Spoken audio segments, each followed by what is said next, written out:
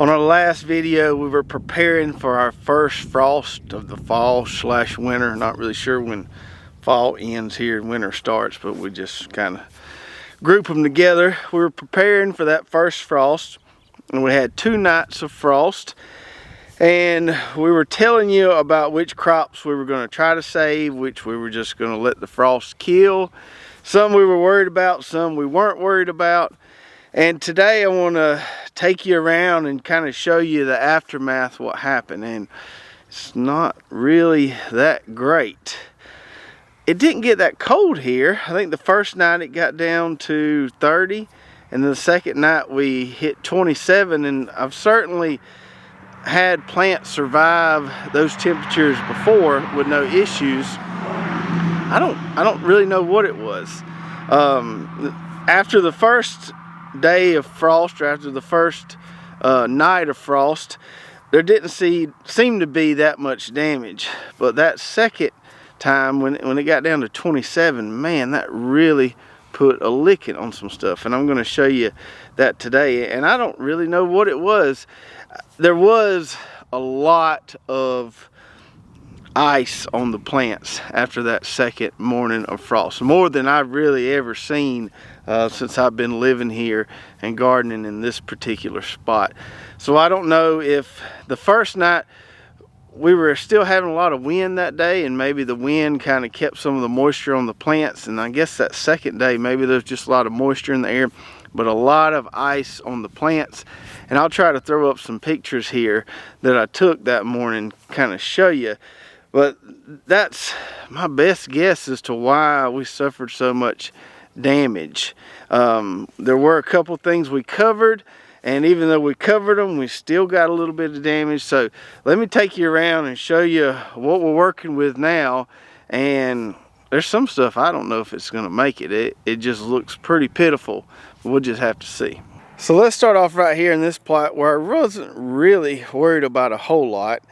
Carrots usually take frost pretty good. As you can see there, those are still looking pretty good. There's a few little burnt ends on some of those leaves, maybe right there, but no damage on the carrots at all. And these things had ice all over them, so we're good on the carrots. Our kale's pretty good. A few of the leaves did get burnt, which is unusual. Like I said, I've never seen it get cold enough to burn kale back like that right there. But it dang sure happened. Didn't kill the plants, but those leaves right there aren't really going to be worth harvesting. So I'll probably come in here and just kind of chop and drop those affected leaves there. It's weird, like, let's look at this plant right here. You can see it got hit pretty hard. And this plant right beside it looks as healthy as can be. Just doesn't make any sense to me. It's not like the moisture was any different 1 foot over there. So I don't really get it. Some of the lacinato kale took a little bit of a hit. You can see that leaf right there. That's kind of pale and transparent. Most of this is fine. Collards fared okay, which they should. Collards are really cold tolerant, but still see a little bit of damage there on that leaf and right there. So that's something I've never seen before. Kale and collards get bit down here. And then another kind of crazy thing is the Brussels sprouts. Now, I've got 2 different varieties here. This row is Jade Cross, and this row is Catskill. And I will tell you the Jade Cross seems to be a good bit more cold tolerant than the Catskill. The Catskill suffered a little damage there. So we can see most of the Jade Cross Brussels sprouts are just fine. But we got a few leaves here on these Catskill Brussels sprouts that look damaged. They should be fine. Not really worried about them, but still, one thing I've never seen before is Brussels sprouts taking damage like that. Guess it was all that ice on those plants. And then this row of herbs here is one that we were trying to protect, one that we covered. And my little covering setup is not that fancy, but it seems to work most of the time. I just put a piece of rebar in the ground on both sides of the row there, bend a piece of PVC pipe over it, and kind of onto that rebar holds them in place. And then we just pull the plastic tight over the top of this. Now, it was getting close to getting dark and I was kind of short on time. Went to the store to get some more plastic, a little short piece for this row right here. And they didn't have any 6 mil, which is what I normally like to use. All they had was 3 mil. And so some of this stuff did get affected. The cilantro, as you can see there, is fine. Those garlic chives over there are just fine. But my basil got bit back a little bit. Not completely. I think the plants will be just fine. Just some burnt ends there on that Thai basil you can see. But there's still some good green growth at the bottom. They should survive. Same thing with this Italian basil here. Some of it took a little harder hit. That one there is probably toast. But I think some of these others may make it. And I'll know in the future that 3 mil plastic ain't enough. I need to be using 6 mil here. But all I could find was 3 mil. And just kind of worked with what we had. But lesson learned there. On these all-top turnips, which we didn't cover, we took some damage as expected. We can see some yellowing there on those leaves. Another one right there that took some damage. But it didn't kill them. Hopefully they'll grow out of it and will be just fine. And then these little tiny rutabaga sprouts here, they're still there. But I don't know if they're going to do anything. We'll just have to see. Not really hopeful on those, but like I said, they're still there. But I hadn't really done anything in the last few days, so those might have gotten burnt, and might just have to go to plan B on this row. Our allium plot fared okay as expected. These onions that we planted first, these plethora onions here, did better than the ones that we planted later. Aren't quite as big. So the larger onions, the ones that were further along, did a good bit better than the small ones. Some of the small ones look a little pitiful here, like that guy right there. But they should come back. But hindsight, kind of lesson learned, getting them onions in the ground even earlier than we did. Get them up nice and big, and they seem to be a little more frost tolerant there. No issues with the garlic or leeks over there. Those guys are champions of the frost.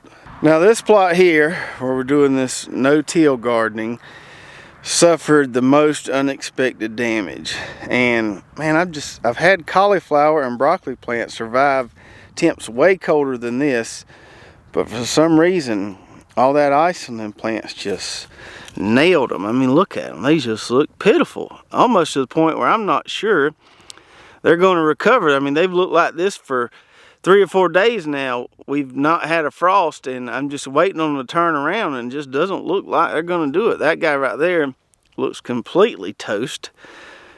See all that browning on them leaves? The broccoli looks a little better than the cauliflower.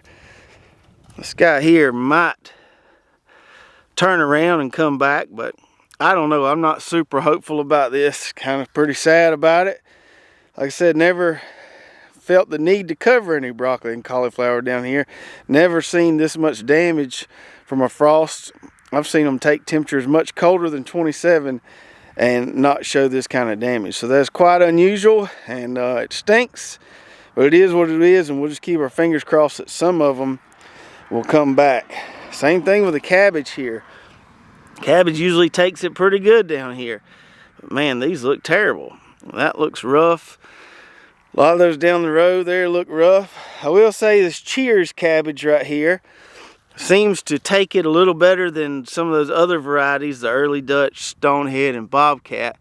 So kind of make a mental note of that the Cheers seems to be a little more cold tolerant, but we still got damage there. You can see that there. So cabbage took a hit. There's our red cabbage there. The red cabbage maybe looks better than the green cabbage does. Still a lot of leaves brown in there. Our full grown heads of lettuce here did really well. I don't really see, there's a little bit of discoloration at the tips there, but for the most part the lettuce was fine, and this stuff was just covered with ice. But still lots of good harvestable lettuce there, no issues with that. But Just disappointed in them cabbage, broccoli, and cauliflower plants there. As far as our cover crops go, our cocktail of tillage radish and Kodiak brown mustard here, we got a little damage there in the middle, which we expected. Frost will bite back those radishes pretty hard. This Kodiak brown mustard seems to be pretty frost tolerant, though. We weren't sure of that, but now we know it can take it pretty well. And probably on the next video, we're going to be cutting this and tilling it into the soil as a part of our biofumigation plan here. But good to know about the Kodiak mustard. Seems like it can take it pretty well. And then no issues at all with our frosty berseem clover. We didn't expect any issues and saw no issues. It looks as healthy as can be. That frost did zap those few sprigs of sorghum sudan grass that were still in there. So killed those guys, which is fine, just part of the natural progression of things. But the clover's looking good. And no issues with these Marvel chickpeas here. They didn't take any damage at all. They're looking good, getting nice and thick in that plot there. And our ultimate cover crop cocktail here, which is just starting to fill in. Seemed like it handled it pretty well. Winter rye, Austrian winter pea, hairy vetch, impact forage collard, African forage cabbage, and some tillage radish. All that seemed to do pretty well. Some of those radish sprigs there got a little burnt, which is expected, but everything else that's planted out here looks pretty good. Just kind of slowed the growth a little bit. But if we can get a few warm days, this stuff should take off pretty quick and just completely cover this ground right here. Back to the vegetables here, our English peas are still alive. They did take some damage. Let me show you here. See those leaves, all those brown leaves there. So they did take some damage. It didn't kill them. We still got blooms at the top. Still got nice green foliage at the top. So I think they'll be okay. Just took a little bit of a hit. And I felt some of these pods, and they seem to be okay. There's one right there. Not in too bad a shape. So hopefully that is all salvageable there. Just a little bit of burn, but not a complete loss by any means. And hopefully we'll still get us a good little English pea harvest coming up pretty soon. And now for some more pretty sad news with my Christmas pole lima beans here. So I showed you that little structure I used to cover that row of herbs, and my fault there was that I didn't have a thick enough plastic. In this case, I had a 6 mil plastic that I put over here, but I didn't really have that great of a structure in place. I had a hoop structure that I used last year for some English peas with these little T-connectors, but as I was trying to hook this up and I was in a hurry, my T-connectors, I guess they had just gotten brittle over time, all started breaking on me, and I couldn't find any locally. So I just kind of had a mess, and I was rushing at the last second. So I just kind of threw the plastic over the top of these guys and tried to stretch it out on both sides so it wasn't touching the plants that much. But as you can see, I did a pretty terrible job with that. So we got a lot of burn up top here, a lot of crispy leaves. It didn't completely kill them. I mean, we've got nice green vines down in here and lots of viable pods still. So they're not completely dead. We just got quite a bit of burn and death at the top here where that plastic was touching the plant material. But I think they're going to survive, and I just got to be better prepared when our next freeze comes. Probably will happen in the next few weeks, I would imagine. And just put me a better hoop structure. It can be tough with these pole beans because they're so tall.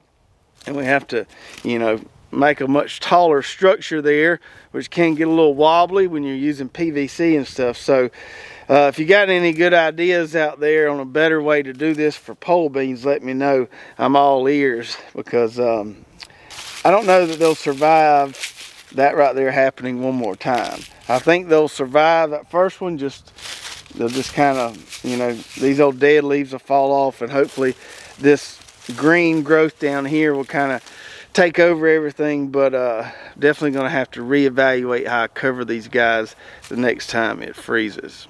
So as you can see there, we took a lot more damage than we were planning to take. If you watch the video I did right before the frost, I was pretty confident that most of this stuff was going to be okay.